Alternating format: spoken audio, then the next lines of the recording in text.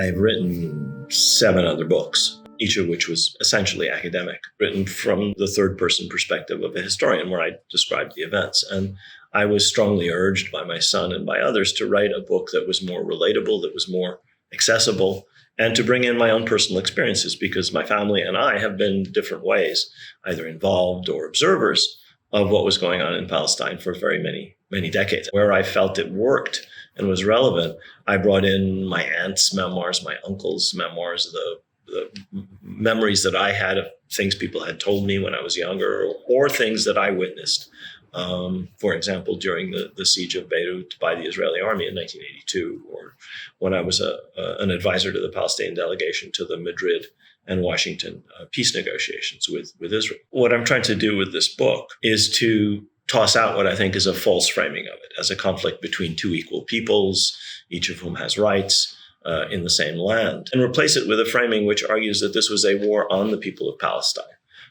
Not just by the Zionist movement and later the State of Israel, but by the great powers that supported Zionism and have supported Israel since 1948. And I see this war as taking place over 6 phases, each of which involved a declaration of war on the Palestinians. The Balfour Declaration never mentions the Palestinians.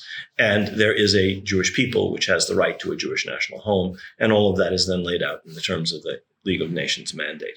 Another declaration of war, Security Council Resolution 242 of November 1967, which I argue is an American-inspired declaration of war, where again, the Palestinians are not mentioned. So this is a war not just launched by the Zionist movement or later on the State of Israel, but essentially by an alliance between Israel's or the Zionist movement's great power patrons on the Palestinians to supplant them in their own homeland.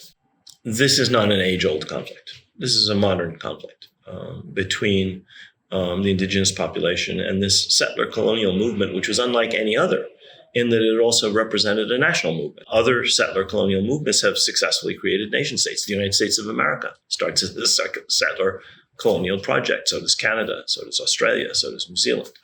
Israel is different in that the original settlers were not natives or subjects or citizens of the imperial power that was backing them.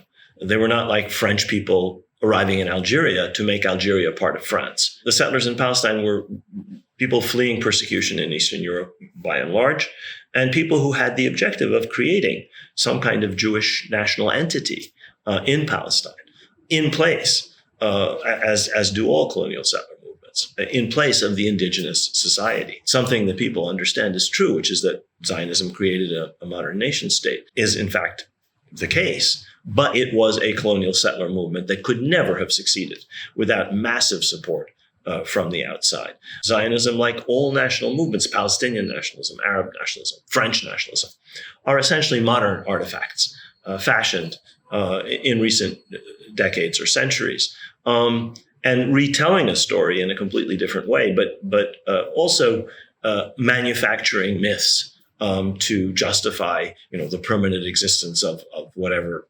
nation we're talking about in its national territory.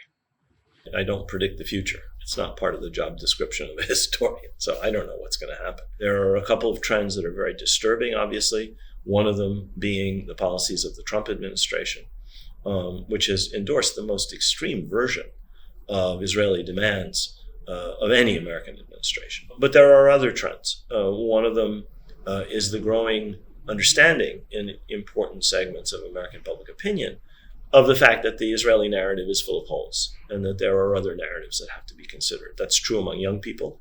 That's true among important segments of the Jewish community. That's true in many churches. That's true in the base of the Democratic Party. There are other areas where there is remarkably significant change in public opinion in the United States. And this is unprecedented. It has never happened in the 100 years of the conflict. Most American opinion has saw the Bible as the basis of their understanding. And from that perspective, obviously Israel is justified. The Jews are returning to their ancestral homeland. What could possibly be wrong with that, except a bunch of Arabs are objecting to it? That is beginning to change. And that has never changed in the way that it is changing now. Never, never, never in the entire 100 years of the conflict.